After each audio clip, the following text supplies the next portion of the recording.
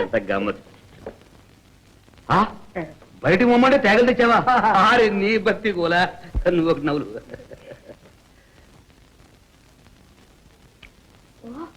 భలే రుచిగా ఉందండి.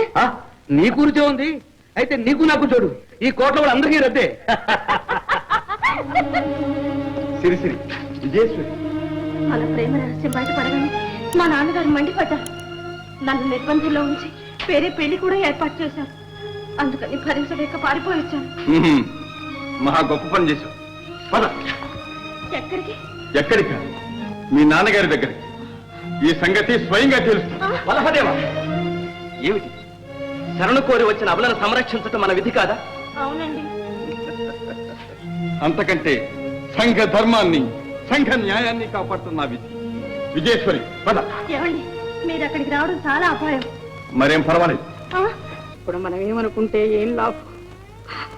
నా చిట్టి తల్లి ఎక్కడుందో, ఎన్ని బాధలు పడుతుందో. ఇలా జరుగుతుందని నేను భయపడుతూనే ఉన్నా. మీ నిర్లక్ష్యమే ఇంతవరకు తెచ్చింది.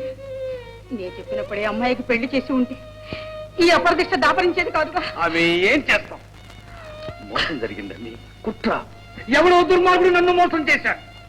లేకపోతే నా కూతురు నా కళ్ళల్లోనే దుమ్ము కొట్టి పారిపోతుందా మహేంద్రజిత్? నిజం ప్రభు, ఎవరి ప్రేరణ లేకపోతే యువరాణి ఇంతకు సాహసించలేదు. కానీ ఆ సాహసి ఎవడు నాకు తెలుసా? ఎవడు వాడు? ఇంకెవరు?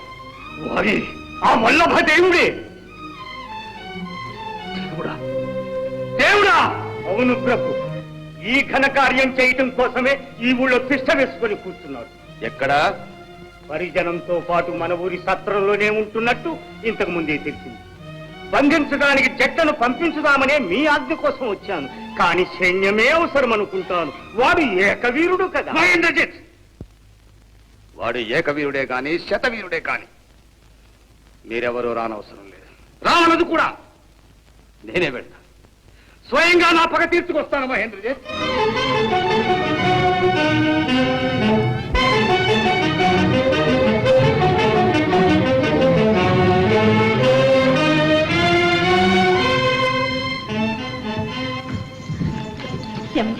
చూడండి, మా నాన్నగారు ఆగ్రహవేశంతో వస్తున్నారు.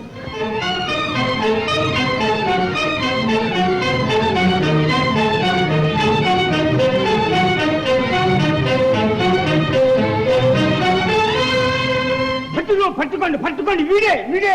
ఆగండి. స్వయంగా వచ్చిన వాడిని మీరు పట్టుకునేదేమిటి? బుద్ధిహీనత. ఓయ్, నీవేనా దేవుణ్ణని చెప్పుకుంటూ మా రాజ్యంలో తిరుగుబాటు లేపి అరాచకాన్ని రెచ్చగొట్టి చివరకు మా అమ్మాయిని అపహరించావు? ఏమి దేవుడవు నీవు? మీ అనుచరులు ఏదో కల్పించి ఉంటారు. నేను మాత్రం శ్రీకాకుళపు విష్ణుదేవునికి సామ్రాజ్య సర్వస్వం సమర్పించిన శ్రీ సుచంద్రుల వారి కుమారుడను. నన్ను వల్లభదేవుడు అంటారు. ఓ అలాగా? అయితే ఇప్పుడు నువ్వు చేసిన పనికి అర్థమేమిటి? ఏమున్నది? మీ కుమార్తెను మీకు సురక్షితంగా అప్పగిస్తున్నాను. ఏదో కుట్ర. ముందు అపహరించడం దేనికి, ఇప్పుడు అప్పగించడం దేనికి? నాన్న, వారు నన్ను అపహరించలేదు. నేనే వారిని వరించి వెళ్ళాను. ఏమిటి?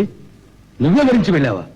కానీ మీ ఇష్టం లేకుండా అలా వెళ్ళడం తప్పని నాకు బుద్ధి చెప్పి ఇక్కడికి తీసుకొచ్చారు. ఓహో అలాగా.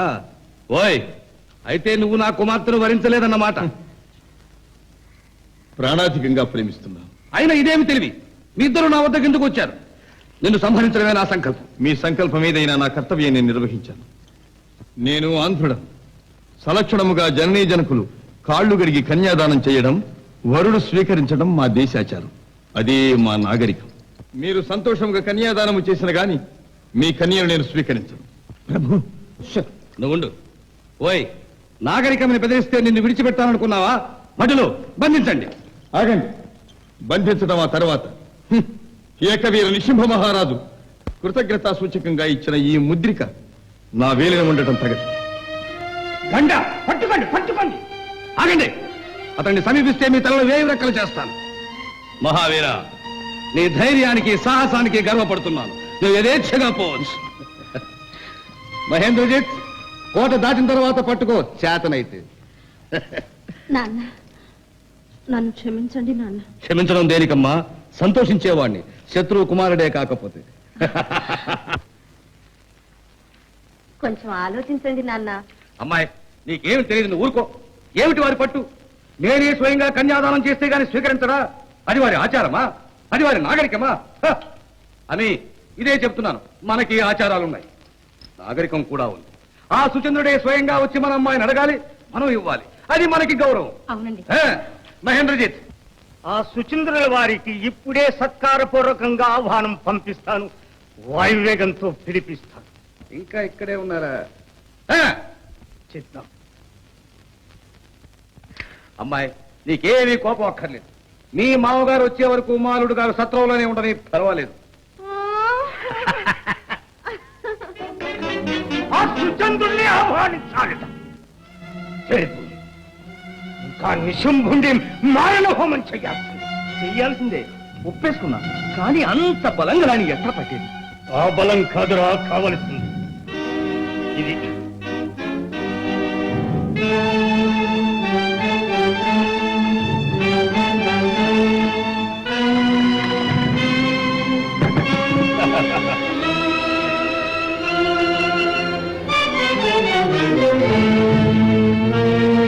ఒక గొక్కబడితే ఆ చండ ప్రచండ ఏకవీర మత మాతండం వంగి లొంగి భంగపడాల్సింది. రాజుగారు మిమ్మల్ని తొందరగా రమ్మన్నారు. అవును, ఇంకంత తొందరగానే జరగాలి. బాగున్నాయి బాగున్నాయి. ఇంకా మీరు ఆజ్ఞ చేస్తే మేము ఎంత పని అయినా చేస్తాం. మా సిరి సంపాదనని విరజన్నేస్తాం. మేము చేసే స్వాగతాలంకారాలు తోరణాలు చూసి శ్రీకాకుళం పెళ్లి వారు మూర్ఛపోవాలి. మన వైభవం ఏమిటో మా విజయేశ్వరి వివాహంలో జగద్విదితం కావాలి. మన్నించండి మహారాజా, నేను చేయవలసిన పనుల్లో ఒక్కటి మిగిలిపోతే అది కాజేసుకొచ్చాను. ఏమిటది? ఇదే వియ్యాల వారిని చిత్తు చేయటానికి తెప్పించిన లంకరసం. ఒక్క చుక్క చాలు, స్వర్గం కనిపిస్తుంది. మరి మీరు ప్రారంభోత్సవం చేయాలి. అలాగే. ఆ. పరిమళం అమోఘంగా ఉంది.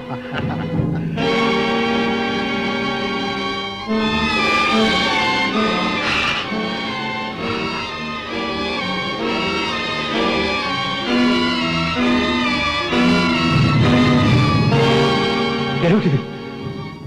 మైకమా? మత్త మహేంద్ర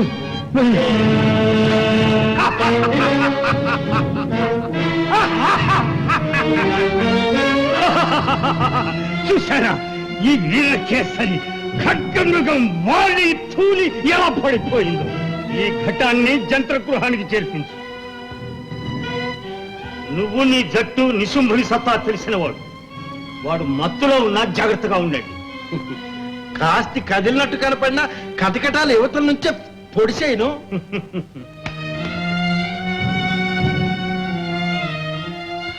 దుర్మార్గుడు, ఇన్నాళ్ళు నక్క వినయాలు నటించి ఇంత స్వామి ద్రోహం చేసే తెగు నీకెలా వచ్చిందిరా? నీ పాపం పండింది. లేదు అత్తగారు, లేదు. నీ భర్త ఒట్టి ఆటవికుడు. వాడికి రాజ్యదాహం పుట్టించావు. వాడి భుజబలంతో ఇన్ని దేశాలు కొట్టించి కోటలు కట్టించి కడకు నా బుద్ధి బలంతో వాడి తలనే కొట్టి అలా అలా నెట్టివేయగలిగాను.